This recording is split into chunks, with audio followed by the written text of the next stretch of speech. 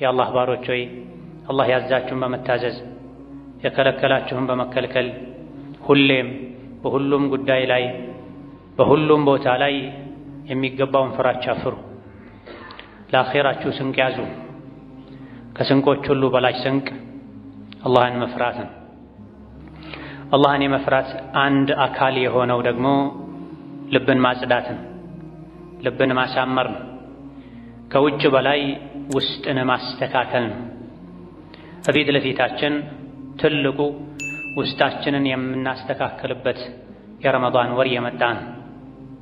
ረመዳን በየጊዜው ሰዓቱን ጠብቆ ጊዜውን ጠብቆ የሚመጣበት አንዱ ዓላማና ምክንያት ዓመቱን ሙሉ ልብ ላይ የተጠራቀሙ የተከማቹ ቆሻሻ ነገሮችን በማስወገድ ልብን ማጽዳት ነው።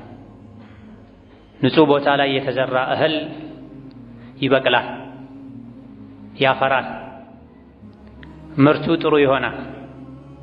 ቆሻሻ ቦታ ላይ የተዘራ እህል አይበቅልም፣ አያፈራም፣ ቦታ ይይዛል፣ ቦታን ያበላሻል። ወሀከዛ የአላህ ባሮች ሆይ ኢማንን ልባችን ውስጥ እንድንዘራ ልባችን ውስጥ የምንዘራው ኢማን መልካም ሥራ እንዲሰምር፣ እንዲጸና፣ እንዲያፈራ ከጾም በፊት ከረመዳን በፊት ምንጊዜም ኸይር ሥራ ከመስራታችን በፊት ቀድመን ልባችንን ልናጸዳ ይገባናል። አልቀልቡ በይቱ ረብ ተብሏል። የሙእምን ልቡ አላህ በዋነኝነት የሚያየው የሚመለከተው ስፍራ ነው። ልብ ካልተስተካከለ ሌሎች አካላቶቻችን መስተካከላቸው ማማራቸው እምብዛም ጥቅም አይኖረውም፣ ዋጋ አይኖረውም። ስለዚህ ነቢዩ ዓለይሂ ሰላቱ ወሰላም አላህ ከሰው ልጆች አስቀድሞ የሚያየው ልብን ነው፣ ስራን ነው። ልብ ከተስተካከለ ሌሎች አካላቶች ይስተካከላሉ፣ ልብ ከተበላሸ ሌሎች አካላቶችም ይበላሻሉ ብላ ረመዳን የቀልብ ቆሻሻችንን ነፍሳችንን ሊያጸዳ የሚመጣ ወር ነው። ውጫዊ አካላት ላይ አልባሳት ላይ ቆሻሻ እድፍ ሊሰፍር ሊገኝ እንደሚችለው ሁሉ ልብ ውስጥም ቆሻሻ ይገኛል፣ ልብ ውስጥም ነጃሳ ይገኛል። ለዚህ ነው ነቢይን ዓለይሂ ሰላቱ ወሰላም ተነስ ሌሎችን አስተምር አስጠንቅቅ ባለበት አንቀጽ ላይ ወቲያበከ ፈጠሂር ያላቸው። ሲያብህን አጽዳው አላቸው ነቢይ ዓለይሂ ሰላቱ ወሰላም። ሲያብ የሚለውን የተፍሲር ሊቃውንት ሲፈስሩት ልብህን ብለው ፈስረውታል። በአረብኛ ቋንቋ ልብ ሰውብ ይባላል። ከውጫችን በፊት ቀድመን ልባችንን እናጸዳ ይገባል። ረመዳንን በቤት ንጽህና በልብስ ንጽህና ለመቀበል ከመጓጓታችን በፊት ውስጥን በማጽዳት ልንቀበለው ይገባናል። ደጋ ቀደምቶች ጡባ ሊመን አስለሐ ነፍሰሁ አው ቀልበሁ ቀብለ ረመዳን ይለው ነበር። ረመዳንን ከመጀመሩ በፊት ውስጡን ቀድሞ ያስተካከለ፣ ልቡን ያስተካከለ፣ ነፍሱን ያስተካከለ ታድሎ ይሎ ነበር። ለረመዳን ጀለቢያ ልግዛ፣ ለረመዳን ምንጣፍ ጥምጣም ልግዛ፣ ኮፍያ ልግዛ፣ ቁርአን ልግዛ ነው። ብዙ ጊዜ ውጫዊ ዝግጅቶች ነው ትልቅ ቦታ የሚሰጣቸው። ይህ አይከፋም። ለረመዳን ንጹህ ልብስ መልበስ፣ አዲስ ልብስ መልበስ ክፋት የለውም፣ ችግር የለውም። ነገር ግን ከውጫዊው ከጨርቃዊው ዝግጅት በፊት የልብ የነፍስ ዝግጅት መቅደም አለበት። ረመዳን ከመግባቱ በፊት ቀድሞ ነፍሱን ያስተካከለ ታድሎ ተብሏል። የራሳችንን ቤት ከማሳመራችን በፊት የአላህን ቤት የአላህ ውዴታ፣ የአላህ ፍራቻ፣ የአላህ ክብር የሚሰፍርበትን ልባችንን ቀድመን ልናጸዳ ይገባናል። ብዙ ልብን የሚያቆርሹ የሚነጅሱ በሽታዎች አሉ። ከዚህ አንዱ ኩራት ነው። ከዚህ አንዱ በራስ መደነቅ፣ ሌሎችን መናቅ ነው። ለሰዎች ውድቀትን መመኘት ነው።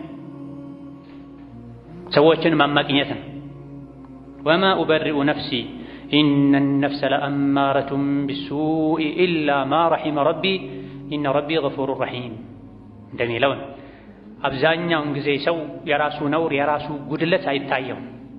ራሱን ንጹህ ብፁዕ አድርጎ ነው የሚያየው። የራሱን ነውር ሌሎች ላይ ነው የሚለጥፈው። የራሱን ዓይብና ጉድለት ሌሎች ላይ ነው የሚያየው። ለዚህ ነው ታላቁ ሱሐባ አቡ ሁረይራ ረዲየላሁ ዐንሁ ወአርዳህ የራሱ ዓይን ላይ የተጋደመ ትልቅ የነውር ግንድ ትቶ እንዴት ነው ሰው ልጅ የሰው አይን ላይ ያለችን ትንሽዬ ስንጥር የሚያየው ብለዋል። ሰዎች ላይ የምንጠላው መጥፎ ነገር ቀድመን ራሳችን ላይ ልንጠላ ይገባናል። ሰዎችን ምንኮንን፣ ምንተች፣ ምናነውር ሳይሆን ቀድመን ራሳችንን ምናጸዳ ልንሆን ይገባናል። ዩሱፍ አለይሂ ሰላም የነቢይ ልጅ የአላህ ኸሊል ልዩ ወዳጅ የኢብራሂም የልጅ ልጅ የሆኑት ዩሱፍ ምርጥ ሰው ማን ነው ተብለው ነቢዩ አለይሂ ሰላቱ ወሰላም ሲጠየቁ እሱማ ዩሱፍ ነው የነቢይ ልጅ ብለው የመሰከሩላቸው ሰው ምን እንዳሉ አላህ ነግሮናል። ወማ ኡበሪኡ ነፍሲ ኢነ ነፍሰ ለአማረቱን ቢሱእ እኔ ነፍሴን አላጥራራትም፣ እኔ ንጹህ ሰው ነኝ፣ ጨዋ ሰው ነኝ፣ ምንም ጉድለት የለብኝም፣ ምንም ጥፋት የለብኝም አልልም። ለምን ከተባለ የሰው ልጅ ነፍስ አብዝታ በመጥፎ ታዛለች። መጥፎን ነገር አሳምራ ታሳያለች። ክፋትን፣ ሰው መግፋትን፣ ሰው መጉዳትን፣ የሰው ስም ማጥፋትን፣ መበደልን፣ ራስን ከፍ ሌሎችን ዝቅ ማድረግን ነፍስ ታዛለች። አላህ ያዘነለት ሰው ሲቀር አሉ አላህ ካዘነላቸው ባሮቹ ያደርገን። ታዲያ ልብን ከሚያቆሹ ልብን ከሚነጅሱ ነገሮች አንዱ ሒቅድ ነው፣ ጥላቻ ነው፣ ኩራትን፣ ምቀኝነትን፣ ሰዎችን ለመጉዳት ማሰብ ማሴር፣ ባገኙት አጋጣሚ ለመበቀል መሞከር። በትንሽ በትልቁ ሙእምን ዓፍ ይላል፣ ይቅር ይላል፣ ይመክራል፣ ሆደ ሰፊ ይሆናል። ውስጡ የቆሸሸ የተነጀሰ ሰው ደግሞ ሰዎችን ለመበቀል ለመጉዳት፣ ለክፋት ይነሳሳል። ይህ የቀልብ ቆሻሻ ነው። ሙእምን ቂምን አዝሎ አይኖርም። ልሞት እችላለሁኝ፣ የኔን ብዙ ወንጀል አላህ አፍ እንዲለኝ ሰዎችን አፍ ልበል ይላል። አላህ እንዲመረኝ ሰዎችን ልማር ይላል። ዱንያ ላይ እስከ መቼ እንደምንኖር አናውቅም። ልባችንን በቂም በቁርሾ በጥላቻ ካጨናነቅነው ለአላህ ለአኼራ በቂ ቦታ አይኖረውም። ለአንድ አላህ ተባረከ ወተዓላ ልባችንን አንድ ያለንን ልብ ለአላህ ተባረከ ወተዓላ ልንሰጥ ለአንድ ዓላማ ልናውለው ይገባናል። ልብን ከሚያቆሹ ከሚነጅሱ ነገሮች አንዱ ተፈሩቅ ነው፣ መበታተን፣ መጣላት፣ መባላት፣ የሰው ልጆችን መጥላት። ነቢዩ ዓለይሂ ሰላቱ ወሰላም የአላህ ባሮች ሆይ ሁላችሁም ወንድማማቾች ሁኑ፣ በአላህ ገመድ ተሳሰሩ ብለውናል ነቢዩ ዓለይሂ ሰላቱ ወሰላም። ከዛ በፊትም አላህ መክሮናል። ሊሆን የሚገባው ይህ ከመሆኑ ጋር ረመዳን አብረው የሚጾሙ፣ ሐጅ ዑምራ አብረው የሚያደርጉ፣ ወደ አንድ ቂብላ የሚሰግዱ፣ አንድ ኢማም ተከትለው ጎንበስ ቀና የሚሉ፣ በአንድ ቁርአን የሚያምኑ ሰዎች ሊባሉ ሊከፋፈሉ አይገባም። ሸሪዓዊ በቂ ምክንያት ሳይኖር መከፋፈል፣ መቦዳደን፣ መወጋገን፣ ዱንያዊ የሆኑ ትስስሮችን መሰረት አድርጎ የዲን ትስስርን መተው ይሄ የቀልብ በሽታ ነው። ቀልብን የሚያቆሽ የሚነጅስ ነው። አላህ ተባረከ ወተዓላ በተከበረው ቃሉ ወዕተሲሙ ቢሐብሊላሂ ጀሚዐን ወላ ተፈረቁ፣ ሁላችሁም በአላህ ገመድ ላይ ተሳሰሩ፣ ተያያዙ፣ አትበታተኑ። ወዝኩሩ ኒዕመተላሂ ዐለይኩም፣ አላህ እናንተ ላይ የዋለውን ጸጋ አስታውሱ። ጠላት ነበራችሁ፣ የእሳት ገደል አፋፍ ላይ ነበራችሁ። አላህ ነቢይን ዓለይሂ ሰላቱ ወሰላም ልኮ በእስላም አስተሳስሮ ከዚህ የእሳት ገደል አፋፍ ላይ አዳናችሁ፣ መለሳችሁ። ዳግም ወደ ኋላ አትመለሱ ብሎናል። በእስልምና በዲን በላ ኢላሃ ኢለላህ ገመድ መተሳሰር፣ ከአላህ ባሮች ጋር መዋደድ፣ መደጋገፍ፣ መረዳዳት፣ መመካከር፣ በአላህ ገመድ አንድ ሆኖ መያያዝ፣ የኢስላም ሲራጥ ላይ አብሮ መጓዝ ነው የሚገባው።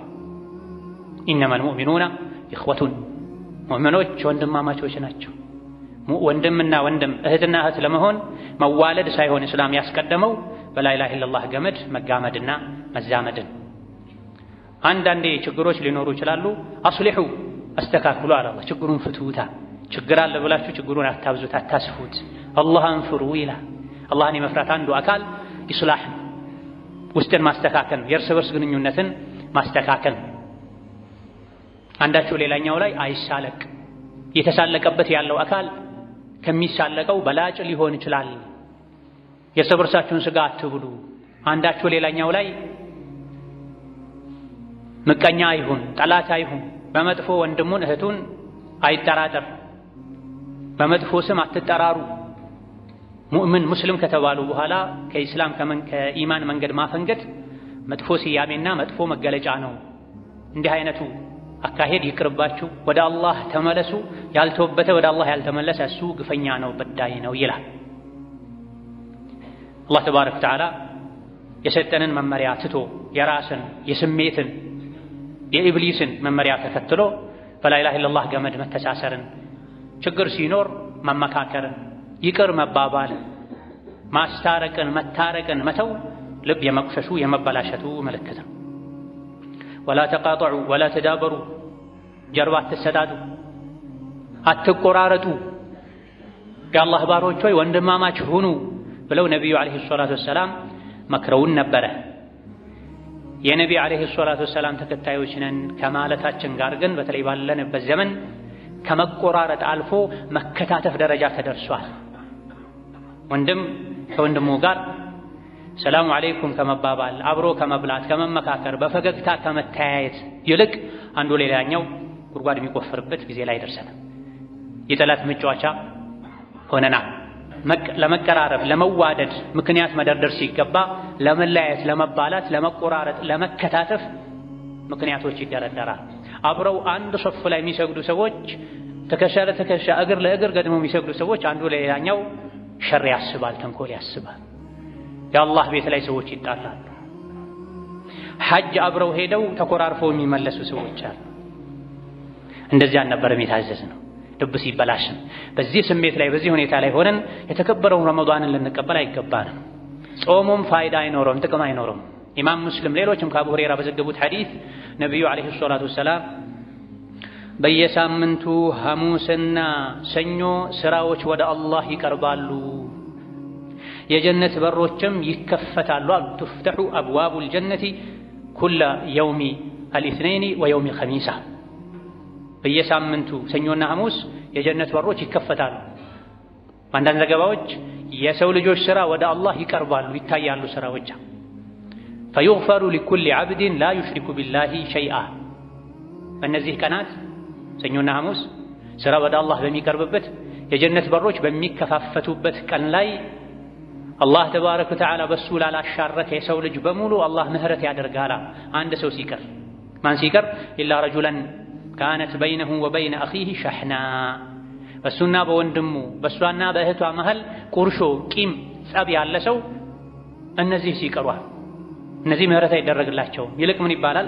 አንዚሩ ሃደይኒ ሐታ የስጠሊሓ፣ እነዚህ ሁለት የተቀያየሙ ጸብ ላይ ያሉ አቆዩአቸው እነሱን እስኪታረቁ ድረስ ይባላሉ። ሐዲሱ ላይ ሶስት የደጋገሙት ነብዩ አለይሂ ሰላቱ ወሰላም አንድን መልእክት አንድን ቃል ነብዩ ሶስት የሚደጋግሙት እጅግ በጣም አሳሳቢ ሲሆን ያልሰማ በደንብ እንዲሰማ ነው።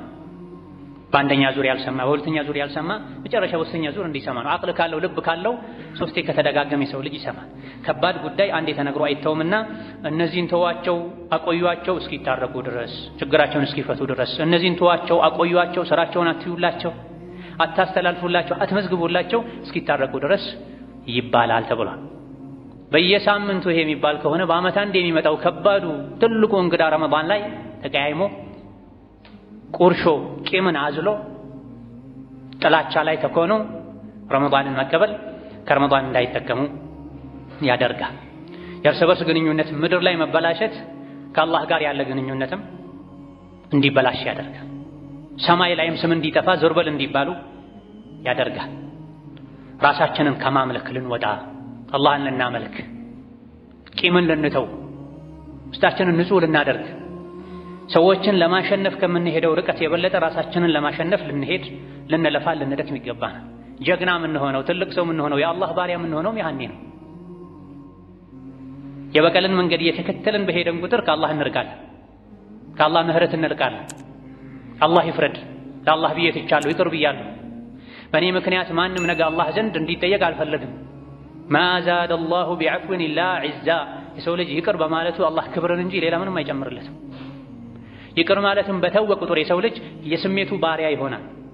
ተነካሁ፣ ተገፋሁ፣ እንዲህ ተባልኩ፣ እንዲህ ተደረግኩ ያለን ለራሳችን ቦታ በሰጠን ቁጥር አላህ ዘንድ ያለንን ቦታ እናጣለን። ልባችን ንጹህ እንዲሆን ኢማን፣ ኢሕሳን፣ የአላህ ውዴታ የአላህ ፍራቻ እንዲበቅልበት ውስጡ ላይ ከሰዎች ጋር ያለንን ግንኙነት ልናሳምር፣ ልባችንን ልናጸዳው፣ ልንቦርሸው፣ ልንወለውለው ይገባል። ኢማን እንዲበቅልበት፣ አላህ የሚወደው መልካም ነገር ሁሉ እንዲገኝበት፣ ለጀነት እንዲጓጓ፣ ከሷሊሖች ከአላህ ወልዮች መመሳሰል እንዲችል። ጥሩ ምርት ጥሩ መሬት ላይ ነው የሚበቅለው። መጥፎ መሬት መጥፎን ነገር እንጂ አያበቅልም። ውስጡ ንጹህ የሆነ ሰው ኢማንን፣ ኢሕሳንን፣ ይቅርታን፣ አላህ የሚወዳቸው ባህሪያትን ማሳደግ ይችላል፣ መላበስ ይችላል። ውስጡ የቆሸሸ የተበላሸ ሰው ደግሞ ቂምን፣ ጥላቻን፣ ምቀኝነትን፣ ኩራትን፣ ሌሎችን መናቅን፣ ለሌሎች መጥፎ መመኘትን ነው የሚያበቅለው። በዚህ የተጨናነቀ ልብ ደግሞ ውስጡ ላይ ኢማን አይገባ፣ የአኼራ ናፍቆት አይገባ፣ የአላህ ፍራቻ አይገኝም።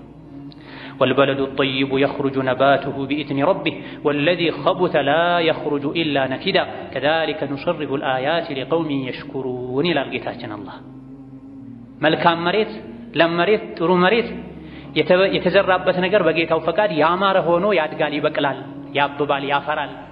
ቆሻሻ መሬት ደግሞ የተበላሸ ማይረባ ማይጠቅም ነገር እንጂ አያበቅልም ይላል። ይሄ ስለ መሬት ለመንገር ሳይሆን የተፈለገበት በምሳሌ ለማስረዳት ነው።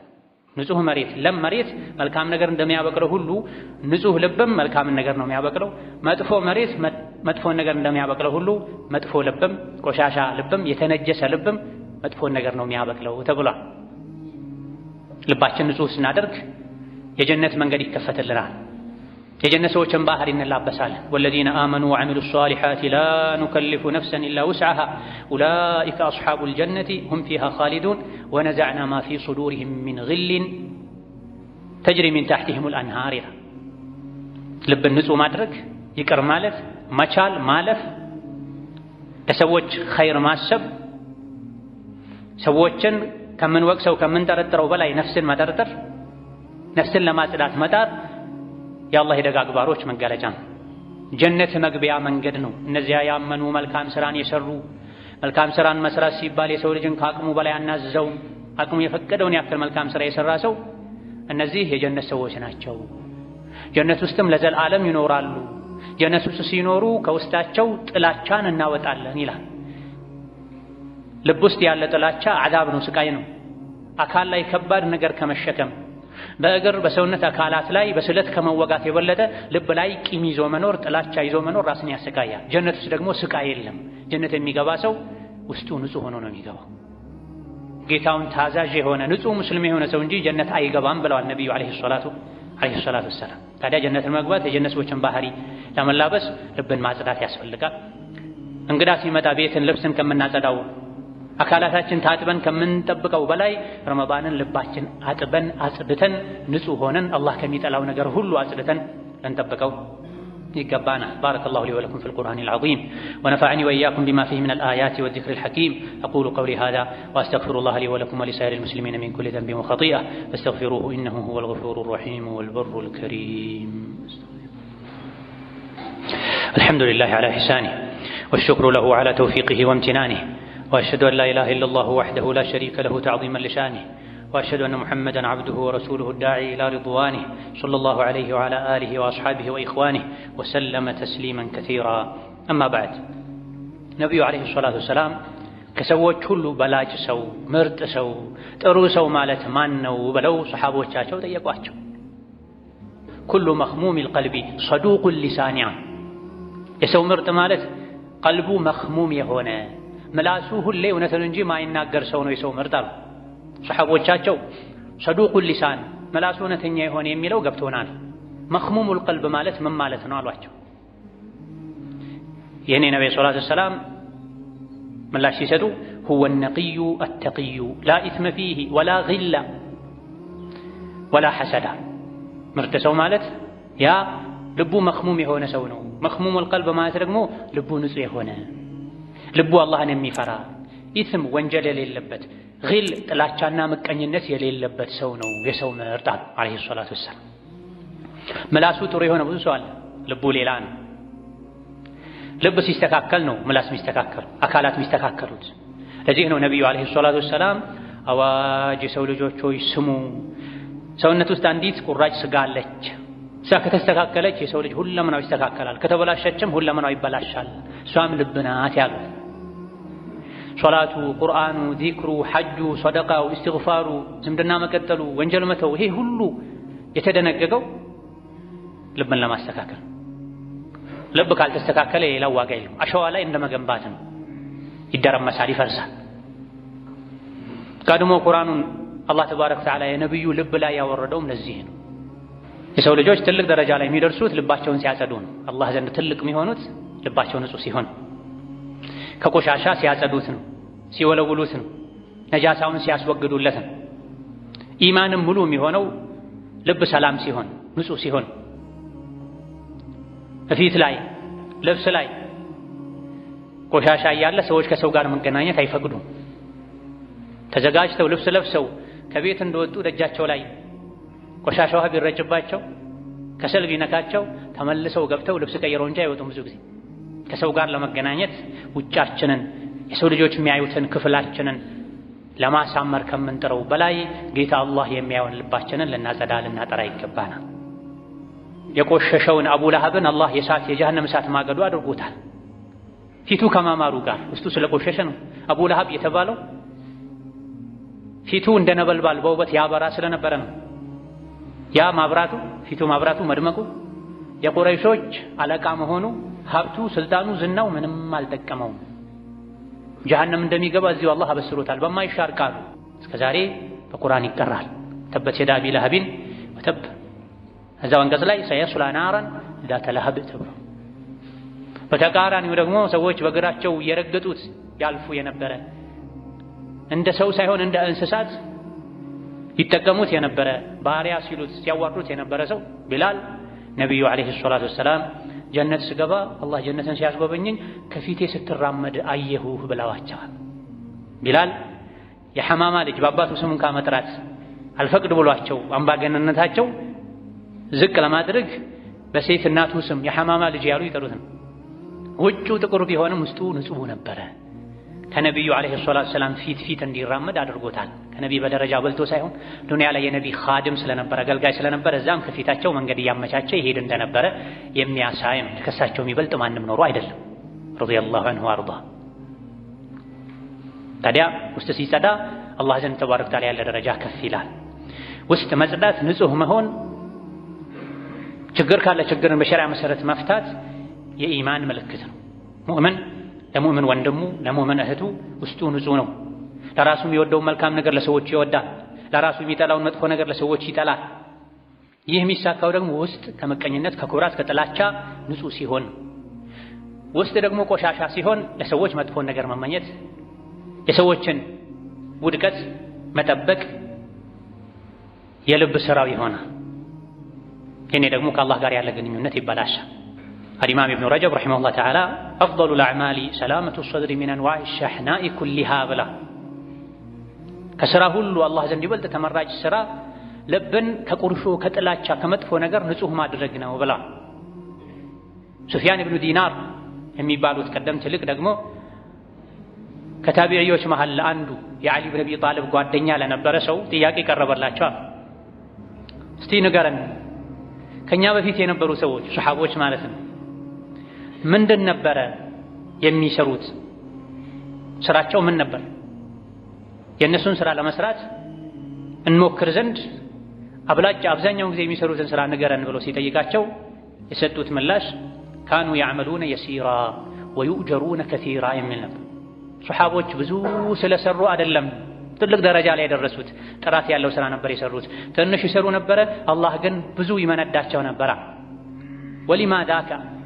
ወሊማ ዛከ ብዬ ጠየቅኩኛ ታቢዒ ለምንድን ነው ሱሐቦች ስራቸው ትንሽ ከመሆኑ ጋር ምንዳቸው አላህ ዘንድ ይበዛላቸው የነበረው ብዬ ስጠይቅ ቃለ ሊሰላመቲ ሱዱሪሂማ ልባቸው ንጹህ ስለነበረ ሰላማዊ ልብ ስለነበራቸው የቂያም ቀን የሚድኑት ልባቸው ንጹህ የሆኑ ሰዎች ናቸው። ኢላ መን አተላህ ቢቀልቢን ሰሊም የቂያም ቀን ማንም አይድንም ንጹህ ልብ ይዞ የመጣ ሰው ካልሆነ በስተቀር ተብሏል። አልፉዳይል ብኑ ዒያድ የሚባሉት ዓቢድ ዛሂድ ደግሞ ረሒመሁላህ ተዓላ ካሁን ቀደም ያለፉ ደጋግ ቀደምቶች የደረሱበት ደረጃ ላይ የደረሱት በጾም መብዛትም በሶላት መብዛትም አይደለም። ዋናው ውስጥ ቆሾ ሳለ ሶላት፣ ጾም፣ ሐጅ፣ ሰደቃ ማብዛቱ አይደለም። ታዲያ በምንድን ነው እዛ ደረጃ የደረሱት? ቃለ ወኢነማ አድረኩ ቢሰኻኢል አንፉሲ ወሰላመቲ ሶድሪ ወኑስሒ ሊልኡመቲሃ። እዚህ ምድር ላይ ያሉ በጀነት የተመሰከረላቸው አቡበክር፣ ዑመር፣ ዑስማን ሌሎችም ደጋ ቀደምቶች በሶላት በጾም ከሌሎች በልጠው አይደለም፣ ከነሱ የበለጠ የሚሰግዱ ነበሩ። ነገር ግን ለዛ ደረጃ ያበቃቸው ገራገር ሰው ስለነበሩ ነው፣ ለጋስ ስለነበሩ ነው። ሶድራቸው ውስጣቸው ንጹህና ሰላም ስለነበረ ነው። ለአላህ ባሮች ጥላቻ፣ ምቀኝነት፣ ተንኮል ስላልነበረበት ነው። ወኑስሒ ሊልኡማ ለሰው ልጆች ሁሉ ደግ መልካም ስለነበሩ ነው። ለማስተካከል ይጥሩ ስለነበረ ነው። ኢብኑል ዓረቢ የሚባሉት ሌላም የፊቅህ ሊቅ የሰው ልጅ ልቡ ሰላም ሊሆን አይችልም፣ ንጹህ ሊሆን አይችልም፣ እዚህ ደረጃ ሊደርስ አይችልም ከምቀኝነት፣ ከኩራት፣ በራስ ከመደነቅ ካልጠራ በስተቀር። ነቢዩ ደግሞ አለይሂ ሰላቱ ወሰላም አንድ ሰው ሙእምን ነው ይባል ዘንድ ያስቀመጡት መስፈርት ለራስ የሚወዱትን መልካም ነገር ለሌሎች መውደድ ነው። አንድ ሰው አማኝ የሚሆነው ለራሱ የሚወደው መልካም ነገር ለሰዎች ሲወድ ነው። ለራሱ የሚመኘውን ጥሩ ነገር ለሰዎች ሲመኝ፣ ለራሱ የሚጠላውን መጥፎ ነገር ለሰዎች ሲጠላ ነው። የዚህ ተቃራኒ ልብ ውስጥ ካለ ደግሞ ኢማን የለም ማለት ነው። አልኢማም ኢብኑ ተይሚያ ረሒመሁላህ ተዓላ የሰው ልጅ ልቡ ንጹህ የሚሆነው የሚመሰገነው ኸይርን ሲፈልግ፣ ከሸረኝነት፣ ከተንኮል፣ ከምቀኝነት ሲጸዳ ነው ብላ። በየቀኑ ሰውነታችን እንደምንታጠበው ቢያንስ ምሽት ምሽት ልባችን ልናጥብ ይገባል። በየሳምንቱ ልባችን ልናጥብ ይገባል። ነቢዩ አለይሂ ሰላቱ ወሰላም ለምንድን ነው ሐሙስ የሚጾሙት ተብሎ ሲጠየቁ ሰኞና ሐሙስ መጾም እንዳለበት ለምን እንደሆነ ሲገልጹ ስራ ወደ አላህ የሚቀርብበት ቀን ነው፣ ጾመኛ ሆኜ ስራዬ ወደ አላህ እንዲቀርብልኝ እንዲታይልኝ ይፈልጋለሁ ብላ። መልካም ሰሪ ሆኖ አላህ ዘንድ ተባረከ ወተዓላ ለመመዝገብ አላህ የሚወደውን ነገር መስራት፣ አላህ የሚጠላውን ነገር መተው ይገባል። ረመዳንን ተቆራርጠን ተኮራርፈን ተበጣጥሰን ተከታትፈን ልናሳልፈው ልንቀበለው ይገባል። ራስን ከፍ ከማድረግ ሌሎችን ዝቅ ከማድረግ ለራስ ከመበቀል ራስን ከማምለክ ልንወጣ የአላህ ባሪያዎች ልንሆን ይገባናል። ረመዳንም የሚመጣው በየጊዜው ይሄን ለማስተማር ነው፣ ይሄን ለማሳካት። ገብቶ የሚያልፍ የሚወጣ ወር ብቻ መሆን የለበትም። እኛን ለውጦን የሚወጣ ወር መሆን መቻል አለበት። ከራሳችን የምንታገልበት ወር መሆን አለበት። መጥፎ መጥፎ ባህሪዎችን መተው አለብን። ረመዳን ላይ ምግብ መጠጥን መተው እንደምንችለው ሁሉ ثم صلوا وسلموا على البشير النذير والسراج المنير فقد أمركم بذلك ربكم قائلا إن الله وملائكته يصلون على النبي يا أيها الذين آمنوا صلوا عليه وسلموا تسليما اللهم صل وسلم وبارك على عبدك ورسولك نبينا محمد وعلى آله وأصحابه وأتباعه وسلم تسليما كثيرا اللهم أعز الإسلام والمسلمين وأذل الشرك والمشركين ودمر أعداءك أعداء الدين اللهم اجعل هذا البلد آمنا مطمئنا سخاء رخاء وسائر بلاد المسلمين اللهم آمنا في دورنا وأوطاننا ولا تسلط علينا بذنوبنا من لا يخافك فينا ولا يرحمنا اللهم إنا نسألك فعل الخيرات وترك المنكرات وحب المساكين وأن تغفر لنا وترحمنا وإذا أردت بعبادك فتنة أن تقبضنا إليك غير مفتونين اللهم إنا نسألك الهدى والتقى والعفاف والغنى اللهم إنا نسألك الهدى والتقى والعفاف والغنى اللهم إنا نسألك الهدى والتقى والعفاف والغنى اللهم حبب إلينا الإيمان وزينه في قلوبنا وكره إلينا الكفر والفسوق والعصيان واجعلنا من الراشدين اللهم اجعلنا هداة مهتدين غير الضالين ولا مضلين ربنا اغفر لنا ولوالدينا ولمشايخنا ولجميع المسلمين اللهم فرج هم المهمومين ونفس كرب المكروبين واقض الدين عن المدينين واقض الدين عن المدينين واشف مرضنا ومرضانا ومرضى المسلمين وارحم موتانا وموتى المسلمين برحمتك يا ارحم الراحمين اللهم بلغنا رمضان اللهم بلغنا رمضان ووفقنا فيه لما يرضيك ووفقنا فيه لما يرضيك اللهم وفقنا فيه لما يرضيك ربنا لا تحرمنا خير ما عندك بشر ما عندنا ربنا لا تحرمنا خير ما عندك بشر ما عندنا برحمتك يا ارحم الراحمين آمين والحمد لله رب العالمين.